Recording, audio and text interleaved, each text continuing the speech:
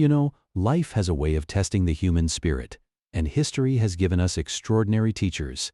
One of the greatest was a man named Viktor Frankl, a psychiatrist who found himself stripped of everything, his family, his home, his clothes, his very identity, in the darkest corners of Auschwitz. Now you might ask, Jim, how does a man survive that? Here is the profound truth Frankl discovered.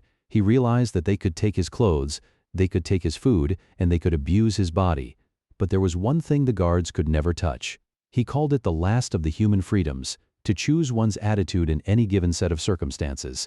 They could control his environment, but he owned his mind. See, we all go through seasons of struggle. Maybe it's not a physical camp, but it's an economic winter, a broken relationship, a devastating setback. Here is the key. Write this down if you can. Between stimulus and response, there is a space. In that space lies our power to choose our response, and in our response lies our growth and our freedom. Most people let the stimulus dictate the response. The traffic is bad, so they get angry. The economy shifts, so they panic. But Frankl says, no, stop, look inside that space. You are not a victim of what happens to you. You are the master of how you interpret it.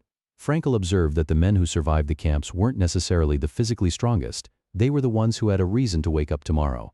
They had a why. As the old philosopher Nietzsche used to say, he who has a why to live for can bear almost anyhow. So, where do you find this meaning? Frankl gave us three distinct places. First, by creating a work or doing a deed, giving your talent to the world. Second, by experiencing something or encountering someone, in a word, love. And third, and this is the most critical, by the attitude we take toward unavoidable suffering. When we can no longer change a situation, we are challenged to change ourselves.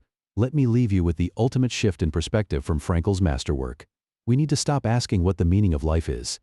Instead, we must realize that we are the ones being questioned. Every day, every hour, life asks us a question, and we cannot answer it with words. We can only answer it with right action and right conduct. Don't wish life were easier. Wish you were better. Find your why, guard the space between what happens and how you react, and take full responsibility for the meaning you create. Thank you, and God bless.